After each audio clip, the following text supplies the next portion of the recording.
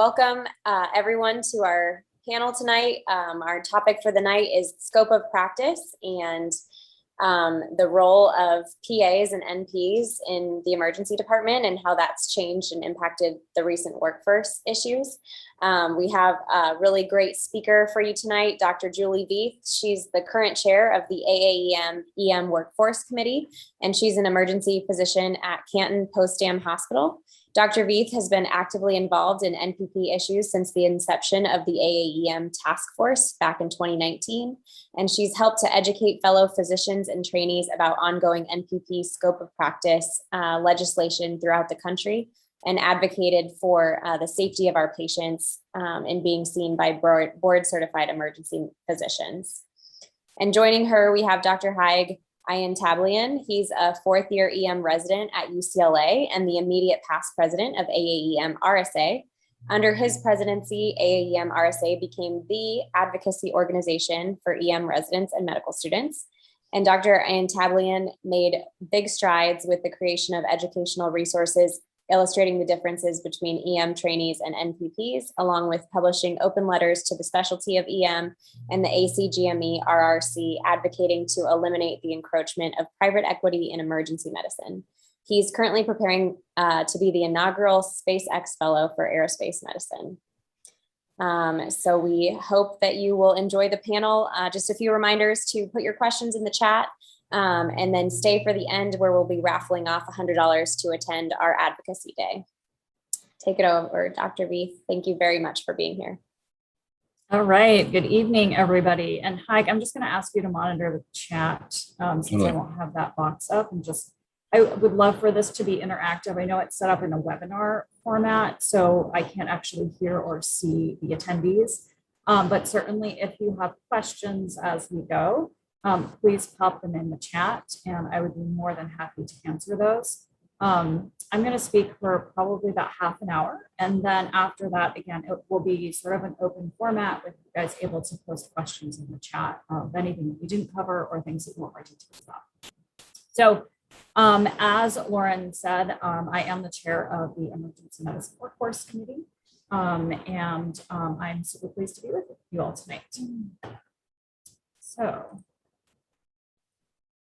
I do have to say that the opinions expressed here are solely my own and do not express the views or opinions of my employer.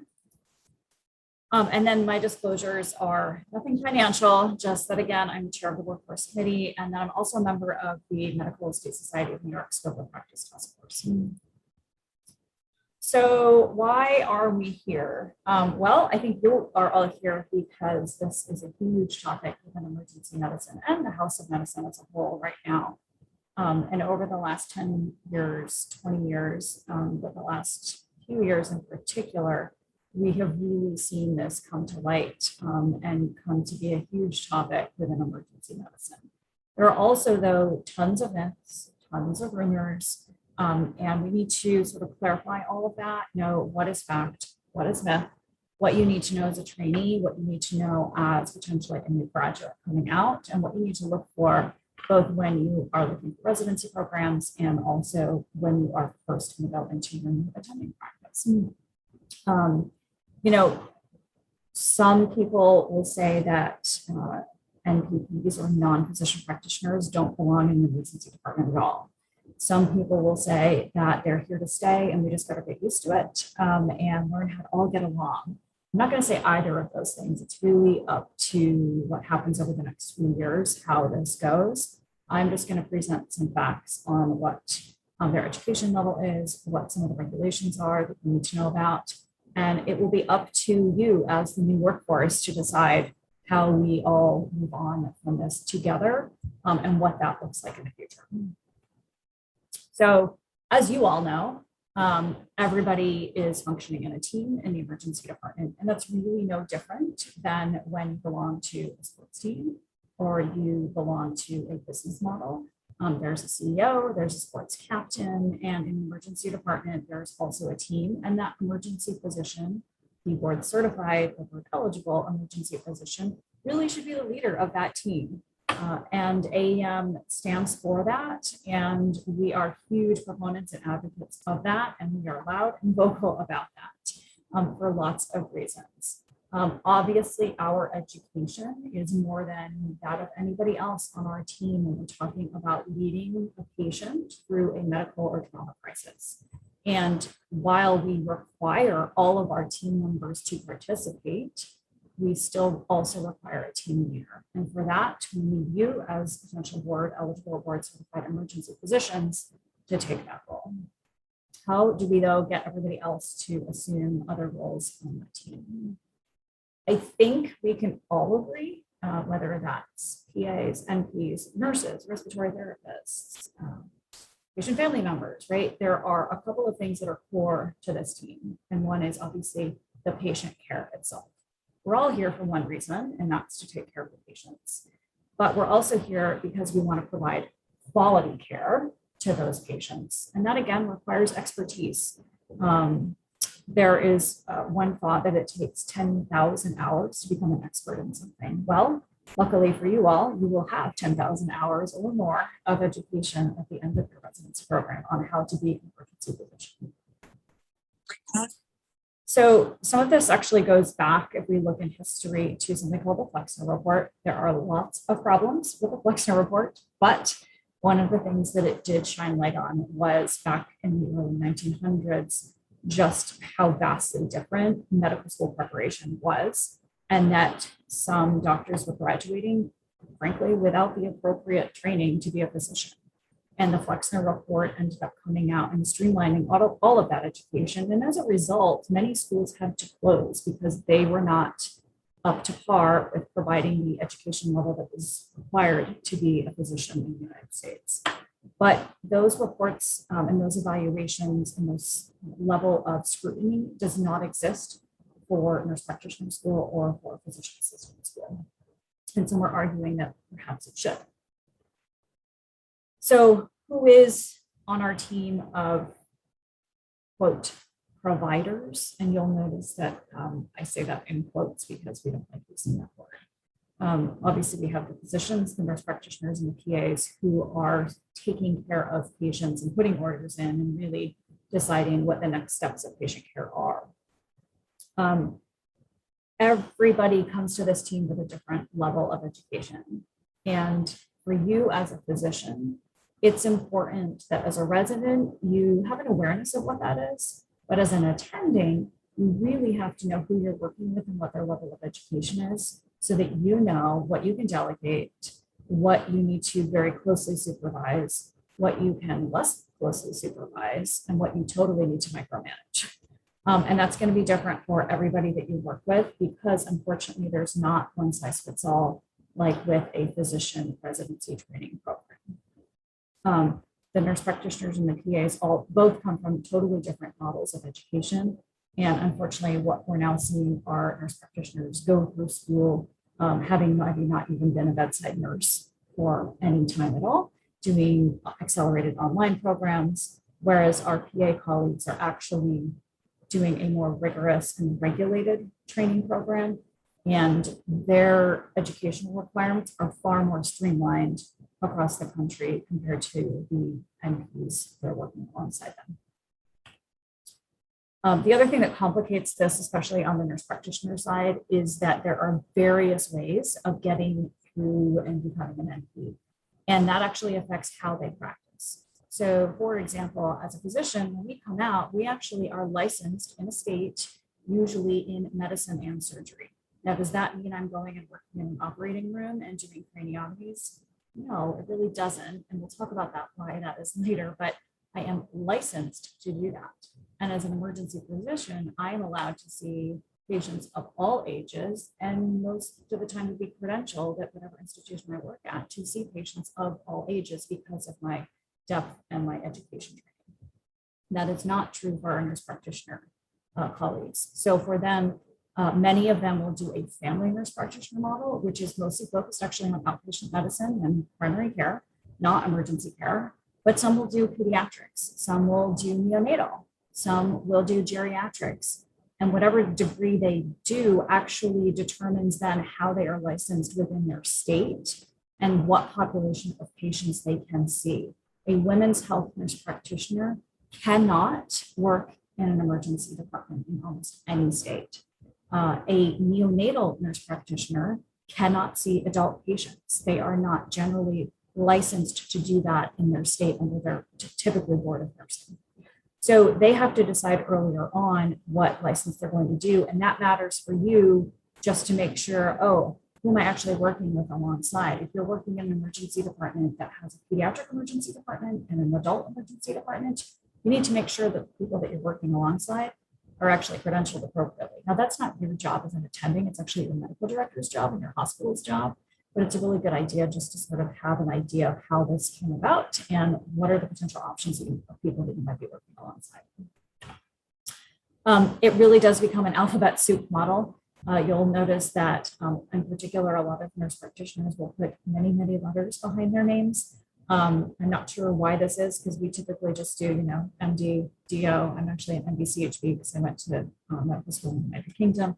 And then, if we get fellow of whatever, we might add that on, but we don't do that on our paperwork routinely. And so again, just watch out for the alphabet soup so that you make sure you know who you're seeing, who you're working with. And then this is the other question everybody ends up asking. What about the whole doctor title? Who can actually use the word doctor? Well, in most states, most states have a regulation that who you are seeing actually has to be very transparent. Some states, for example, in New York, where I practice, you actually have to be clearly identified if you're not working in a private practice model of what your training or what your degree is. So I have that badge buddy that says physician, or I might say doctor. Doctor, though, pretty misleading, right? Because it could be doctor of physical therapy. It could be doctor of pharmacy. Now, are they doctors in the sense that they got a doctorate? Sure, of course. And they worked very hard for those, and nobody wants to take that away. But to a patient, what does that say? To a patient, the doctor is you. The doctor is the board certified, board eligible emergency physician or critical care physician or a pulmonologist, et cetera, that is taking care of them in their time of need. And many states finally are starting to put laws and regulations on the books that say if a nurse practitioner or even now occasionally a PA wants to use a doctor title, either it's not allowed at all, or it is only permitted to be done if they say, hi, I am Dr. Nancy Smith, nurse practitioner. I totally disagree with that approach. I think that's equally confusing, but I'm just sharing with you what are the options out there, and again, how you need to regulate this and how you need to control the language to make sure your patients are not confused.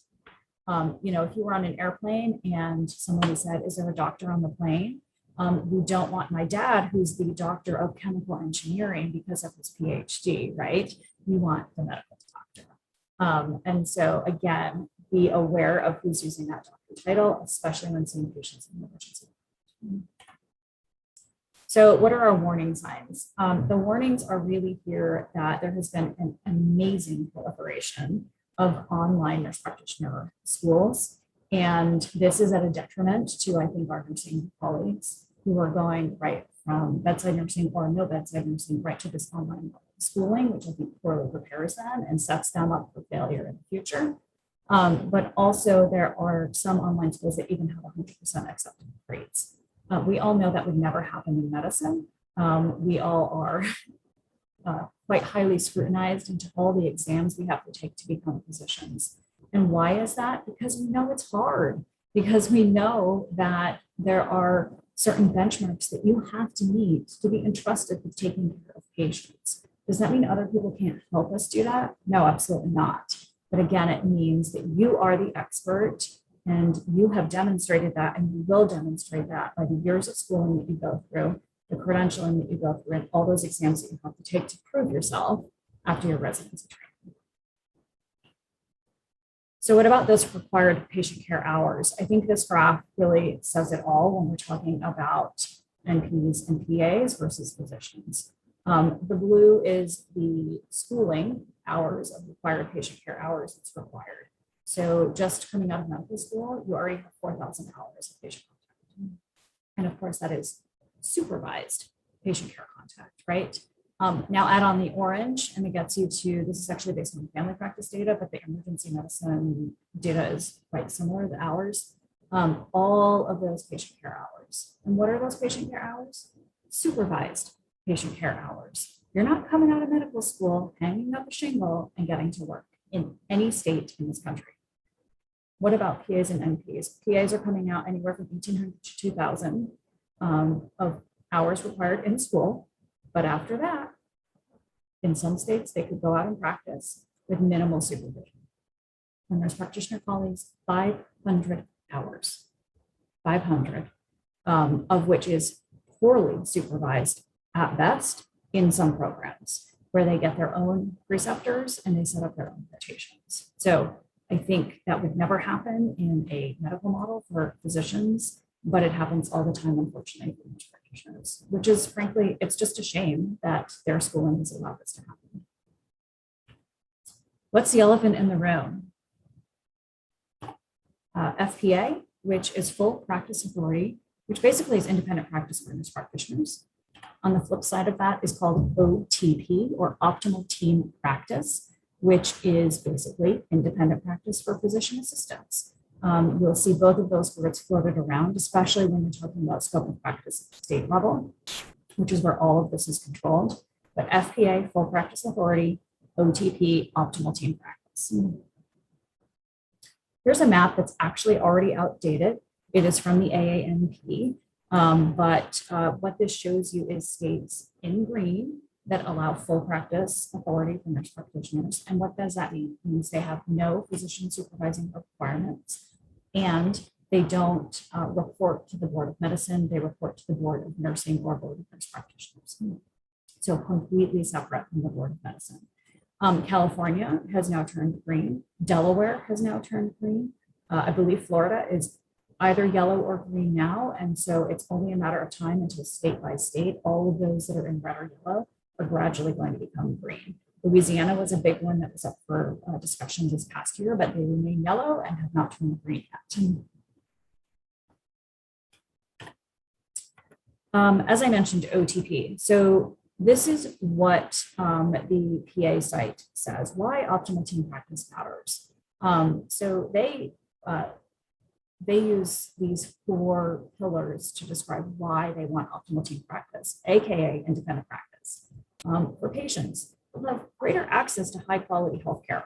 Well, we know that's actually not true because they don't go into the rural areas where patients need their access. The employers will have more flexibility in determining healthcare teams. We don't want our employers to have more flexibility in determining healthcare teams. We want that to be determined by the department level and by the physician level because we know what our patients need best, not our employers at the hospital level. Legislators will see increased access and lower Medicaid costs in their states. I don't believe that that's ever been proven. And finally, physicians will be relieved of unnecessary administrative and legal burdens. This is trying to say that if physicians don't have to do paperwork and if they aren't dragged into cases where the PA makes a mistake, that the physician is at fault, that just won't happen. Well, that's also not true because physicians are dragged in all the time to lawsuits for patients that they didn't actually see based on that agreement with the PA. What about that rural-urban divide? The AMA actually has some great maps that are behind our firewall, but certainly if anyone needs it to look at a specific area or specific state, I can access that for you, showing that our rural areas have just as lack of PAs and nurse practitioners going to them as physicians, whereas everybody wants to go in an urban area. And so what are those numbers? Here it's divided out into urban, large rural, small rural, and remote. Let's get rid of the 2 lines to make this easier to read. So here we're focused just on the small rural and remote areas. So you can see here that at least by primary care, family practice, and internal medicine, those numbers are pretty small in terms of the number of docs, percentage of docs that are going to small rural and remote areas, but they're equally as small for nurse practitioners and PAs. So this argument that our NP colleagues are going to flock to rural areas and provide all this health care is just bogus. And the data clearly states it in front of you right here. So finally, what are the things that you need to be aware of in terms of a checklist when you're going out and starting to explore either residency programs, if you're a medical student, or for a new attending? You can go online and look at a whole host of social media sources, Reddit sources that tell you, you should ask about X, Y, or Z. I will tell you that these questions need to be very carefully framed so that A, you are not labeled as problematic, and so that B, you're really inquiring because you want to know how it will affect your education, not because you're elitist or a problem player. And yes, medical students and residents have been labeled as this for just trying to promote what's right for patients and what's right for their education. One of the things that you will need to know, especially as an attending, is really the difference between scope of practice and practice authority. So scope of practice refers to those procedures, actions, and processes that are in place. This applies to any medical professional. For example, it is not within a nurse's scope of practice to generally put central lines in, right? But it is within my scope of practice to put central lines in. It is not within my scope of practice to go ahead and do a craniotomy on somebody because I'm not a neurosurgeon, right?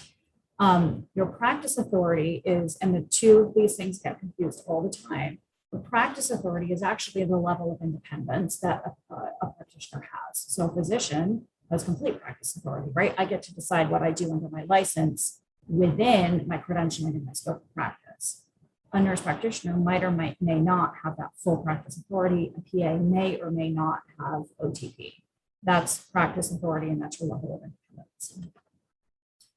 Some place you can look, if you're looking at different states of where you might want to work, is scopeofpracticepolicy.org. And this particular website not only includes what the current laws are on the book, it actually includes what bills might be upcoming that might take your interest and bills that you might want to fight against at the state level on particularly scope of practice. It covers not only PAs and NPs, but also some other specialties that have issues, for example, ophthalmology with optometrists. This was a paper that came out that I'm sure many of you know about last year from Yale, talking about the implementation of a physician assistant emergency residency within a physician residency. Luckily, I think you'll all know that there was a joint statement from RSA, AAEM, but also EMRA, SAEM, RAMS, et cetera, Ford, that really said these terms resident, residency, and fellow really need to be limited to postgraduate clinical training of you guys, physician graduates within GME training programs. This wording gets just thrown about. And yeah, we don't own this word, but in the setting that we are in, it needs to be very clear that when you're introducing someone as a resident, we're talking about a physician resident. We're not talking about a PA resident. It's all about transparency and patients knowing who they are seeing. So what do I ask of you all now? First of all, thank you for being here. You've taken the first step just by knowing more. But second is you really need to get involved in this. It's not enough to just sit on the sidelines and know about it. You have to act together and you need to act now. I know Haig has been instrumental with RSA in getting a lot of this work done over the last couple of years, and I'm sure Lauren is going to continue with that with RSA this year. But our work is not done, and in fact, it's only beginning. Patients deserve to know who they're seeing. They deserve to be seen by a board eligible or board certified emergency physician with us leading that team. And you are the future of this. And I don't know what the future of our workforce is going to look like. I hope that things will settle down. I hope that it will look better than what it currently feels like. But time will tell. And again, with all things, the pendulum swings in these two very extreme directions. And we'll all have to wait and get involved and see where it settles out. That is my email. Feel free to contact me for any questions, concerns. If you want an off the record chat, I'm happy to do that.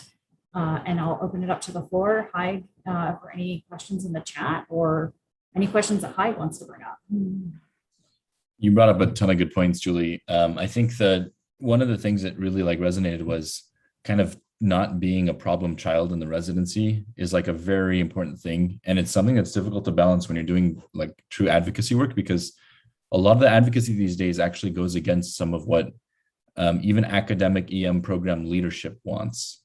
For example, we're seeing a lot of programs introducing NP and PA fellowships in their ERs that are adjacent to physician residencies. And, there's been a lot of, when I was president of RSA last year, we would get a lot of outreach, a lot of like emails on what can we do? Like, we're hearing this is going to happen, and we kind of guide them through the process.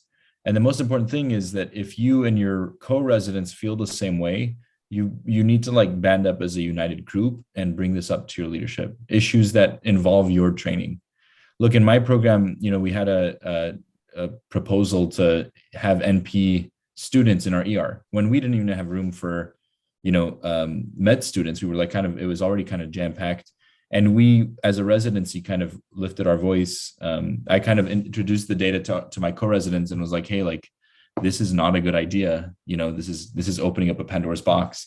And we were able to dismantle that kind of program that was happening. There have been countless programs that have fought back, especially when it's come to like the NP and PA fellowships. And I encourage you guys, because this is your specialty, this is going to be your livelihood. It's important to not stay quiet during your years of training. You guys have a voice, you guys have protections. It's super important that you bring up injustices now, or else you're going to suffer the consequences later in a few years when we're seeing, nurses trying to build the first nurse-driven hospital without any physicians. Like, this is happening right now. Crazy things are happening. You saw the map that Julie showed of independent practice. Look, if you saw the other chart with how much training you have compared to an MP or PA, you can't even touch a patient without the legalities that govern your license until you're done with residency independently. So these are all things that we need to kind of band together and talk about. And in some ways, when I was a resident, the things that I would question was like, hey, like, if these people are able to do all this stuff in like 1/30th my training, why am I going through this? What is the point of these 4 grueling years of residency after 4 grueling years of medical school to finally touch a patient after hundreds of thousands in debt, after all these like years lost in training? So you guys should be ignited on the inside to kind of talk about these issues with your co-residents. There's one question. Do you have a suggestion for a name change for PA, NPs, and EM residency programs? What can we suggest they be called instead of residents, advanced training participants, et cetera? Looking for any suggestions. So we actually talked about this when we launched our letter about the protection of the title fellow, because they were calling themselves fellows. Like, I'm the EM fellow. It's like, wait, I'm not even a fellow.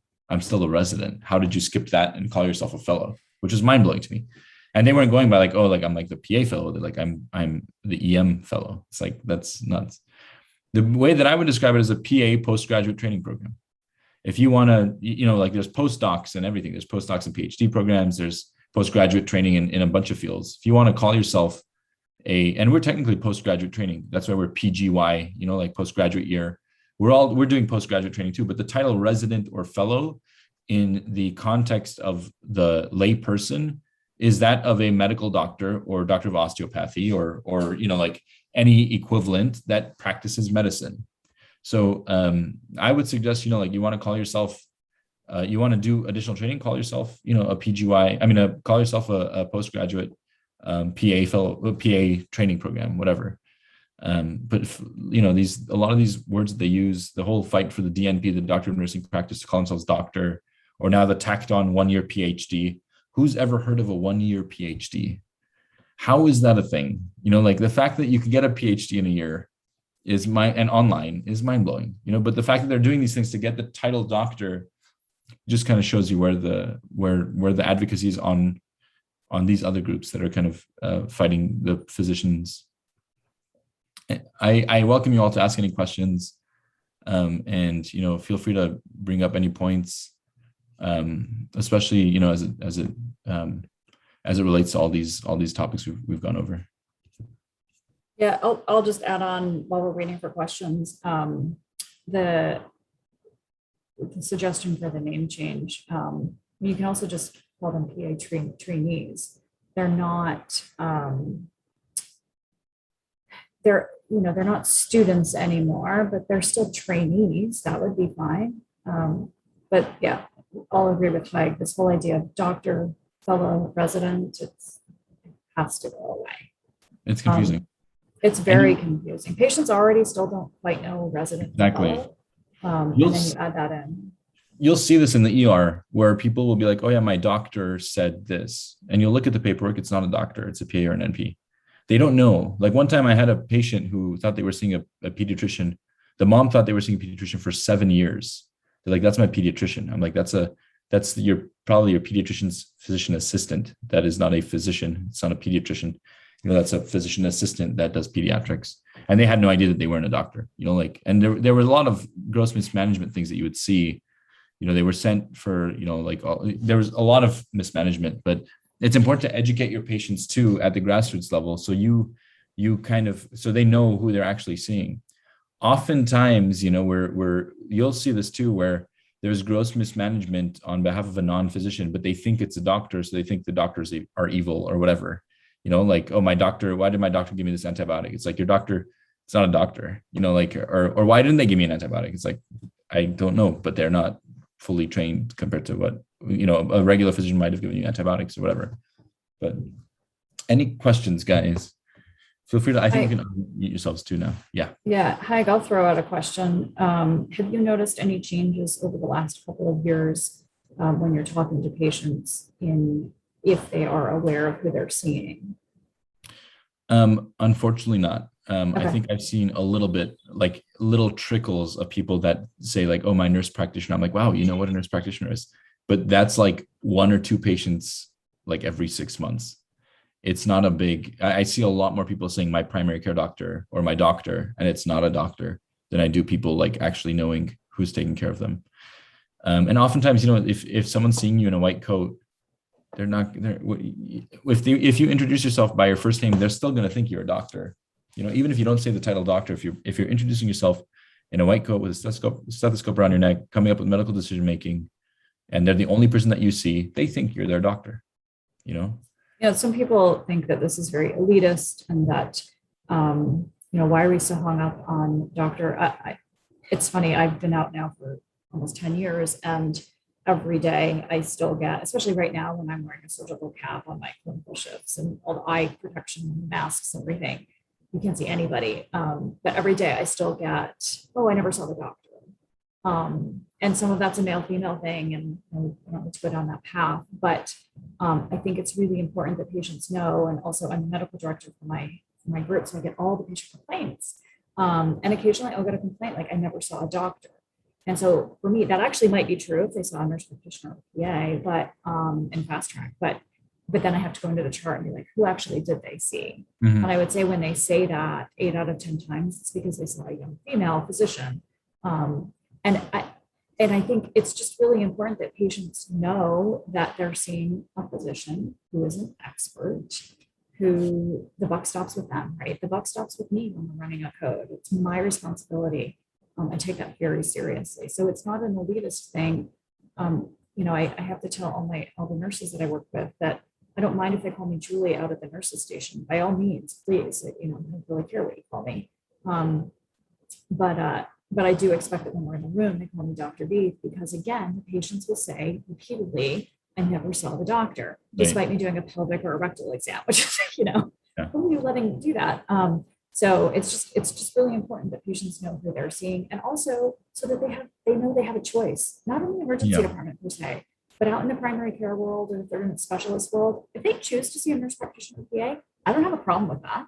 That's their choice, but they need to be educated on that choice, just like informed consent for any surgical procedure. And the elitist thing too, like it would be elitist if we all had the same training. This is not even an issue of elitism. This is an issue of like patient protection. And I get it. They use the argument that like, oh, like you guys are doctors, so you guys just don't want us to be your equals, whatever. It's like, there isn't no question about equal here. Like it's a training difference. It's not about race or gender or ethnicity or any of that stuff, which often like sometimes the nurse practitioner lobbies will be like, oh, you guys don't like that we're female, whatever. It's like a lot of our vocal advocates for physician things are female, like yourself, Dr. Veith, it's not an issue of any of that stuff. It's an issue of trained to the extent of a physician versus not trained to the extent of a physician. It's like comparing a PhD to a bachelor's degree. If you want an expert in history, you'd go to a PhD in history. Or, like if you want to get legal advice, you'd go to the terminal degree, which is that of a JD. You wouldn't go to like the pre-law student to be like, hey, like give me like the lowdown on this medical advice, or like about this advice, like this legal advice. When it comes to your body, when you don't understand what's going on, you want someone who has the expertise to be able to treat you with the maximum amount of knowledge. The whole elitism thing, it blows my mind because, if they have open access to becoming a physician, this is not a closed off like profession where, if you fit a certain criteria, you can get into like, if you fit certain non-controllable traits, you can become a physician. It's none of that. If you study hard and you get into medical school and you become a physician, like that's the pathway to that's open for everybody in some ways, So I don't subscribe to that elitism thing, but I know I completely understand what you're saying. And that's another issue. There's a question here about, do you suggest we look for jobs in the areas in the red and yellow states? Will there be any left in a few years? Look, guys, it's so tough in EM because of the whole workforce issue too. There's a lot of that kind of popping up, and we'll see the extent of that in the next few years. You're getting encroachment from NPs and PAs that are taking jobs. I would practice where you would feel most comfortable. Look, nothing in your life should make you, no job in your life should make you completely change the way you live your life, is what I think. And it's something that I've slowly realized now that I'm like finishing residency. Like there should be nothing in my life that dictates what makes me happy. And that includes there should be no job in my life that dictates what makes me happy. Unless you're absolutely miserable in your place you're living and you're making like no money at all and you have a bunch of student loans, which also dictates your happiness, then I would consider moving. But I wouldn't make it just because of the fact that, the red states are soon going to be green too. So you're going to box yourself into a place that you might not actually want to live in.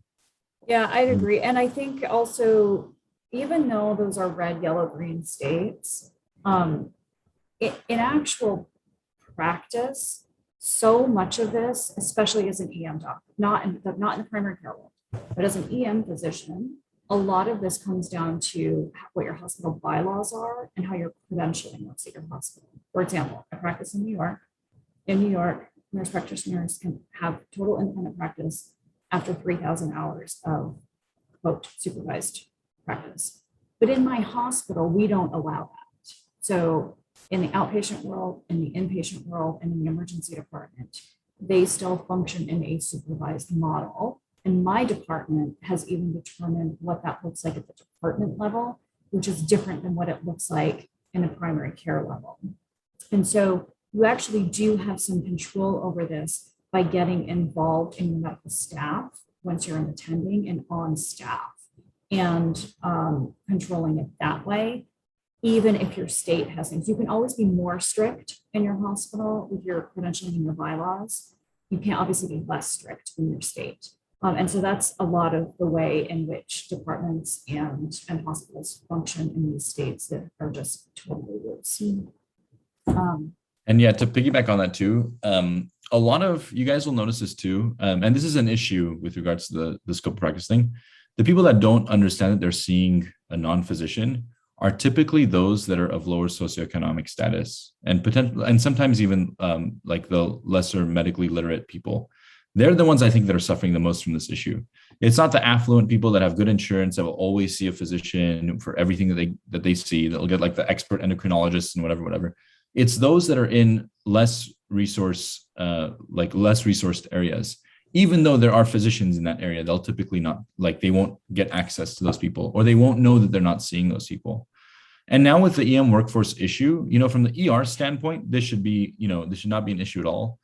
I know that, some of the more affluent ERs, they don't even hire NPs or PAs. They just have physicians because they could fund that, versus the more critical access hospitals and stuff where they don't have as much funding. So just another point to kind of bring out. But there's a question here on, do you think, Julie, did you want to make a comment? Yes, no, I was just going to say the question, do you think there's any going back on losing control of the term doctor? I mean, I think more and more states are realizing that this is a problem. I feel like I'm seeing a little bit more about transparency. Certainly the AMA is big on transparency and who's taking care of you. There's a lot more social media campaigns on this as well. And I have noticed in my patient population that people are actually starting to pay a little bit more attention. I've even had some patients when they say, oh, I didn't know that was a nurse practitioner. I want to see a doctor. I've actually started to hear that a few times over the last year or two. So it's a few times more than I heard before that. So I'll take that as a win. Again, it's their choice, but again, it's about them knowing and being empowered to make that decision. So I do think that there is, and again, this also can come down to your hospital level bylaws. What do you allow in your bylaws? And you have to be an attending, obviously, to influence your bylaws.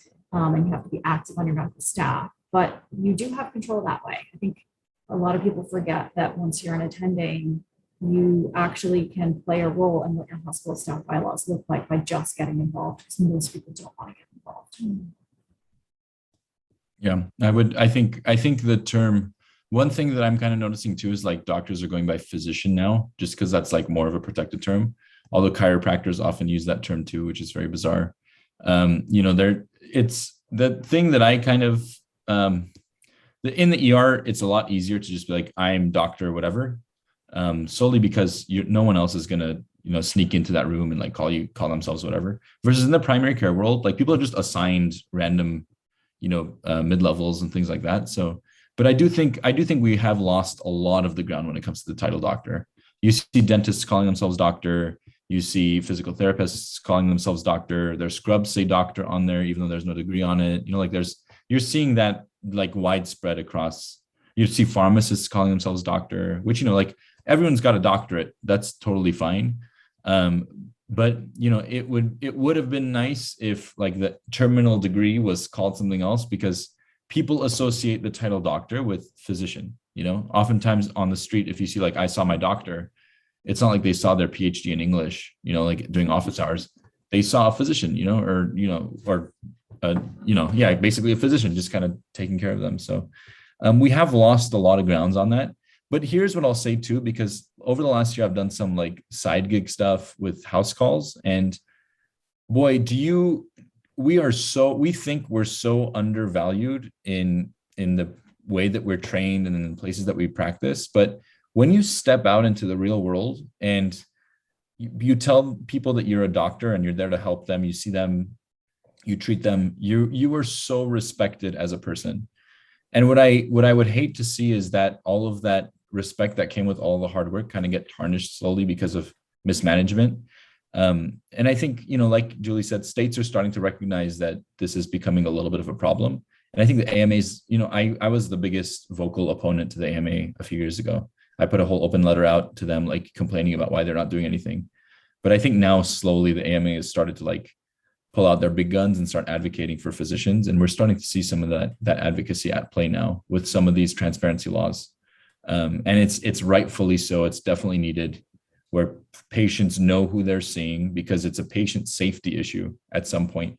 And I think we might see landmark cases. There's some lawsuits already that have happened, huge lawsuits due to gross mismanagement by non-physicians, where if you read the actual transcripts and stuff, you'd be like, it would be almost impossible to miss some of these pathologies. Like a PE, there was a huge PE missed in a young female athlete.